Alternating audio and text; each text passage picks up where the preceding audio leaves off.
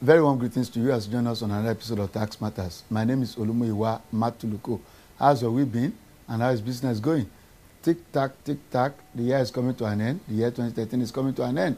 We hope that your dreams are being realized. Today, we're going to talk about tax compliance, enforcement, and other matters. And to do justice to those two topics is Mr. Ikechukwu Onu, the Regional Coordinator, Lagos Mainland Eastern Region of the FIRS. In Lagos, there are three regions: Lagos Island, Lagos Mainland West, and Lagos Mainland East. Of course, you know that the FIRS has the Southwestern region, the Southeast region, South-South, North-Central, Northwest, and Northeast. Mr. Ikechukwu, you're welcome to Tax Matters. Yeah. When we say Lagos Mainland East, what area does that region cover? How many offices do you have under your jurisdiction? Well, in FIRS, we organize regions for the micro and small taxpayers. Okay. We also have the medium tax offices and the large tax offices. Okay. So my region covers the micro and small tax offices. How many do you have under you? 8 offices. Okay. We have in Ikeja, which has broken down to 2 now. There's Ikeja, then there's Onibumbo, the one you have at the Tibet building. Okay. You also have the one at Alimosho, and Agege, then Yaba, then Ikorodu, then of course Ilupeju. We have 2 in Ilupeju 1 and Ilupeju 2. So we have 8 offices under the Lagos Mainland East region. And how are you doing? Well, we are coping on that. It's a bit tight these days, economy and collecting taxes, but we are trying. Okay. That brings us to the main reason why you are in the studio: compliance and enforcement. Are they related? Well, there's a thin line, and today's FIRS, we are focusing on having a difference between compliance and enforcement. There is a difference there. Compliance is making taxpayers to voluntarily do what the law says they should do, while enforcement is to compel them where they refuse to do that which the law says they should do. So that's basically the two. But both of them is making taxpayers to comply. But one is to make them voluntarily, to support them, to encourage them to comply voluntarily. Then for the recalcitrant ones, then you need to compel to make sure that the law is fulfilled. What makes you consider me as complying voluntarily?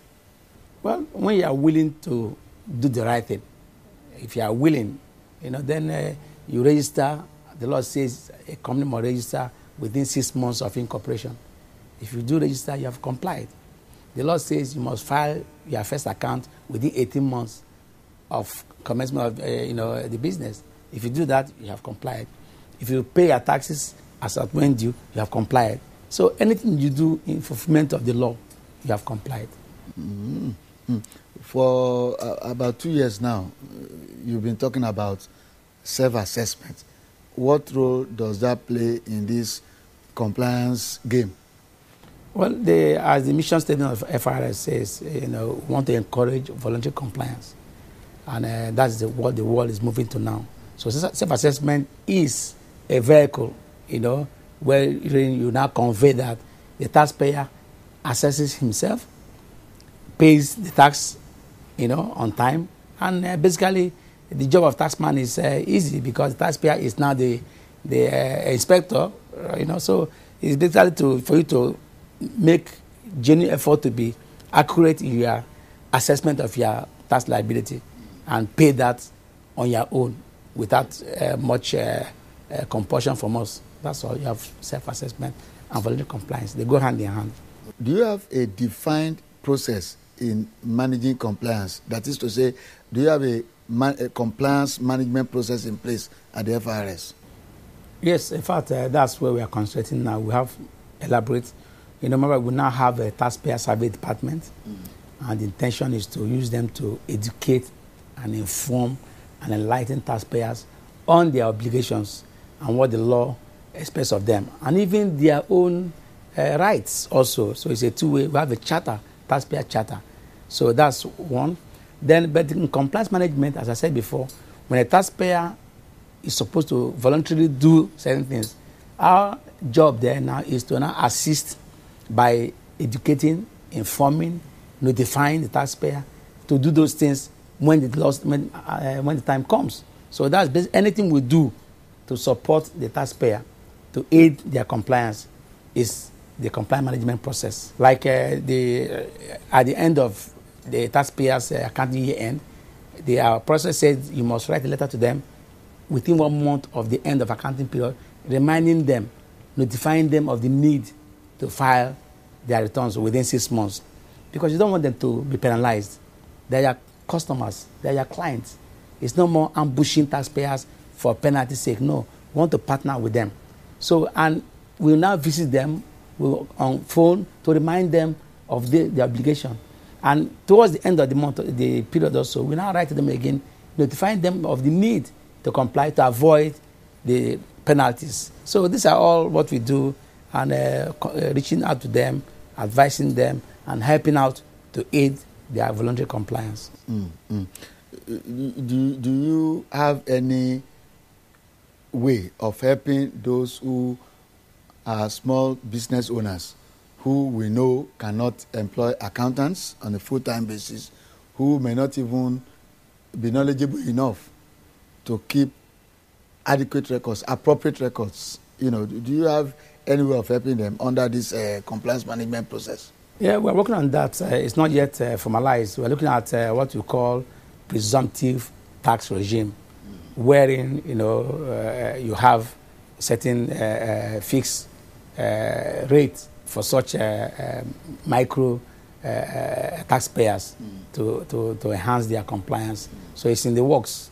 We also have desks in most of tax offices to advise them on the way they can keep their accounts. If they come to the office and somebody will advise them, simple books of accounts. It mustn't be the complicated type, but simple. You have receipts and payments, and you can get your net income to do that. So we have it. And also in the AMYMAT manual, we also have what you call notice to provide information, wherein taxpayer can invite you, through interview, we can raise an assessment. You tell us what your sales was last year, what your expenses are, and from there we can arrive at, so they're all what we're working out to aid such a category of taxpayers.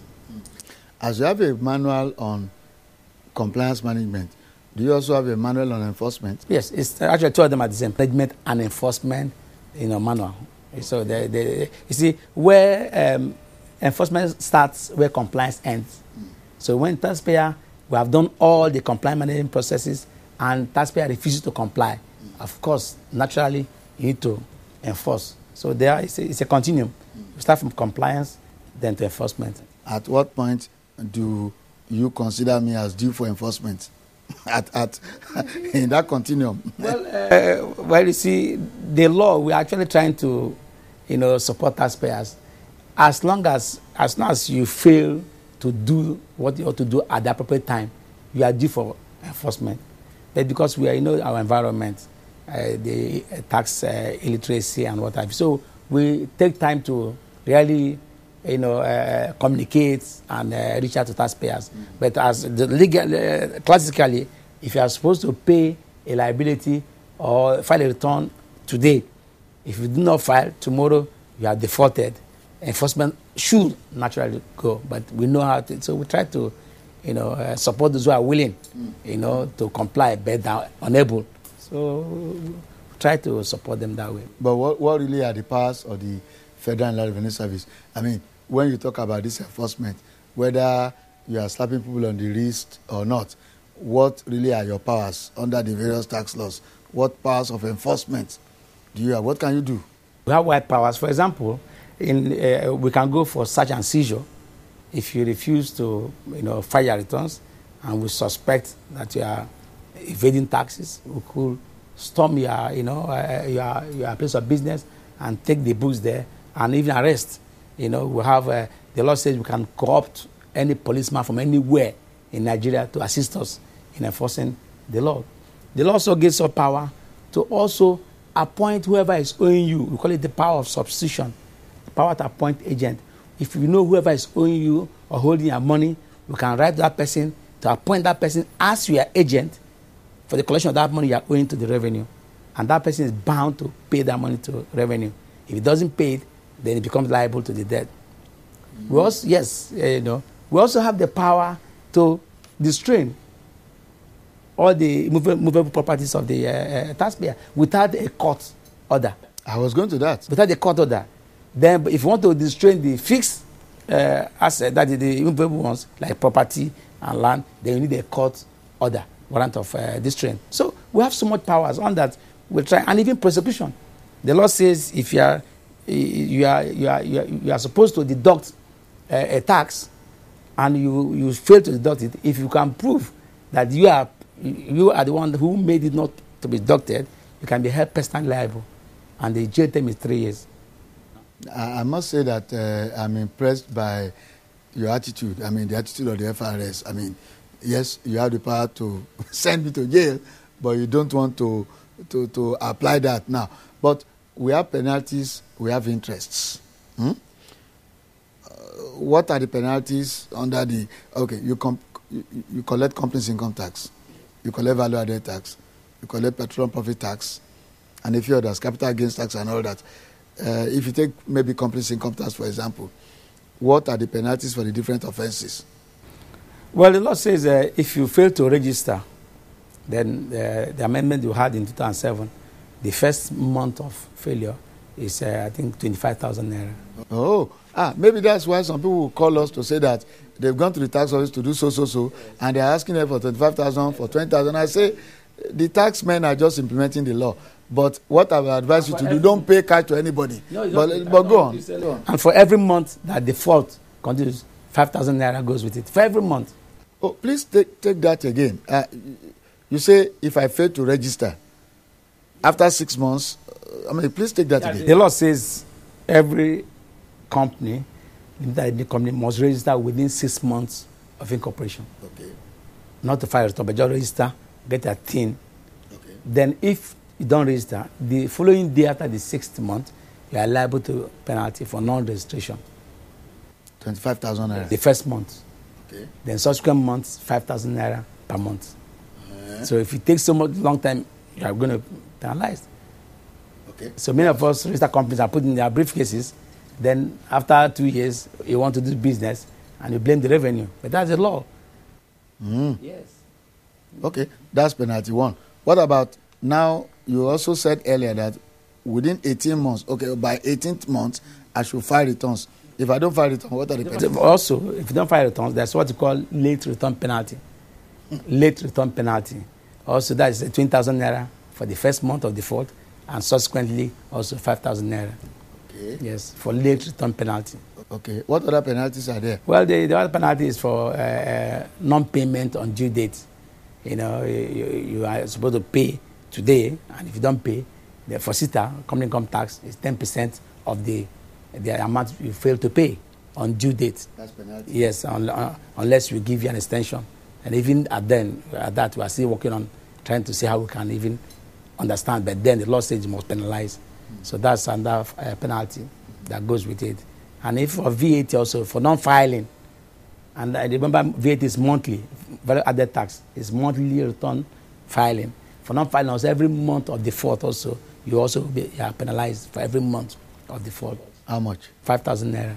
Oh, that's why people will now call us and say they went to the tax office, they want to do so, and they have slapped them with these so fines. So these are legal fines. That's the law. Yeah. Previously it was not much, 2,500 naira, 500 naira per month. So the people didn't bother. But today it's a lot. Okay. And the more you delay, the more liable, the more they want to. So you also have interests. Yeah, interest. Yes, interest is on non-payment because government is not a bank or credit institution. So if you are holding back government money, you are liable to pay the cost of that funds. So the law also gives us power to collect interest on the amount which you have not remitted or you have not paid. We'll go on a short commercial break. When we come back, Mr. Ono will still be here and we'll be looking at withholding tax. Don't go away. Yeah, okay. Yeah, waiting be this. The deduction now for withholding tax. Withholding guinea. Look, if you not pay me my correct money today, hey, Munu get made you half for. But madam, should be your company paying income tax. Yes, that one na enough load for me to carry. Why in I won't come add join am again? You see, withholding tax now advance payment for income tax. So when you do some kind job like contract, we go remove small from them when we won't pay you. I don't go contract am up. No. I bet tell me another. No. We must pay the money to FIRS within 30 days, and they go give us withholding tax credit note to take show say you don't pay part of your income tax in advance. So Now to help make the money where you go pay at the end of the year small. So this withholding tax something, it be like part payment of no. Exactly, madam. I beg you, give me my check. Remember, come collect your credit note. Withholding tax, now for we own good. FIRS, it pays to pay your tax. There you are. Withholding tax is advance payment. It's your money. That credit note, when you get it, is as good as having cash in your pocket. The program is still Tax Matters, and Mr. Onu is still with us in the studio. We are told that withholding tax is an advance payment of tax, and that when withholding tax is deducted from payment due to a contractor or a vendor, there's credit notes due to that person. Now, people have issues with that. They have challenges collecting withholding tax credit notes. Let's take a few of those concerns. Sometimes, when, withholding tax are deducted, from contract, and unfortunately, sometimes you are not able to lay your hands on the tax, note or tax receipt or credit note. It becomes a problem because at the end of the year, you made up your client's account, as it were, and the accrued taxes out there, you are not able to use, the withholding tax because they will tell you don't have the tax credit or the tax receipt. So what I would advise the tax authority to do is, once it appears on their portal, right, and perhaps the client might not be able to know exactly which tax office is handling, the tax issues. So you don't know exactly where to collect the tax credit. But once it appears on their portal, they should allow us to use such to reduce our client's tax burden at the end of the year, so that at least they will not be subjected, to multiple taxation. If you cannot get the credit notes to offset your tax liability, you still have to go and pay that tax again. So it's becoming an issue. We have a lot of service providers that they have huge withholding tax credits, which they were unable to collect the credit note, and failure to give the revenue the credit note, they won't give them credit for it. And even after submitting the credit note, they will say they want to confirm it again from the issuing office. So the companies are now seen as a double taxation. Already you have deducted withholding tax at source on this one. Again now, after computing my tax liability, you see I must pay the tax computed, whereas you are holding my withholding tax at source. For FRS, they have to be more efficient in issuing these credit notes, so that the issue of maybe waiting in perpetuity before you can get your credit note should be minimized. Are you aware of those challenges? And if you are aware, what are you doing to ease the pain? Well, I'm aware. First and foremost, part of the problem is from the human attitude to things. Most of those collecting agents might deduct the withholding tax and will not remit to FIRS on time. Meanwhile, they pay the contractor or the taxpayer who now thinks that the money has been paid to FIRS. So for that one, we can't help because it's not yet within our remit. But where the collecting agents are deducted and remitted the money to FIRS, then we also have problems then of flow-line receipts printing. But today, the issue is a bit of, it's no more, but the backlog that we had before. Then also, because of the nature of withholding taxes, you can do a job in Abuja and they pay your withholding tax in a tax office in Abuja. Meanwhile, you are in Lagos. Now, when you come to now use it to, claim your credit, we need to confirm, because like money, withholding tax is a contingent liability. But that's within your organization. Yeah. You have to be careful with the environment, because if you make a mistake and apply it, another person withholding tax to another person, then you are in trouble. So most times, we like to confirm. But that's where the issue now is. But they say that takes time. Yes, that's what it shouldn't take time, but I say it's human nature. So we are working on that. Even now, we are looking at this whereby even with the web portal, if I can see it in the web portal, I can see the details there in the web portal. You're a company, you're my customer, you're not running away tomorrow. I could go ahead and give it to you. But then we have to be careful because of what we have seen. People reuse withholding taxes, and you have to be stamped and say used, utilized. You have to be marked off. So we have to be careful not to, it's money. So, But things are getting better. For sure, things are getting better. Okay. Let's go back to registration, because today you have told us that it's very important that 6 months after incorporation, I must register as a taxpayer. That's not even paying now. I must register. What does it take to register? When I come forward to register, what do you need from me? In fact, that's where we have done a great job. We have eased off registration formalities.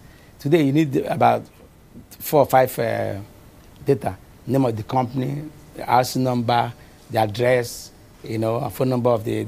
And within 30 minutes, somebody said, 30 minutes you can get your TIN. Yes, you can get your TIN. And we're even working on online registration, so you don't have to come to FRS office. You stay here. Enter into the place and do it. Okay. So I get a taxpayer identification number. Okay.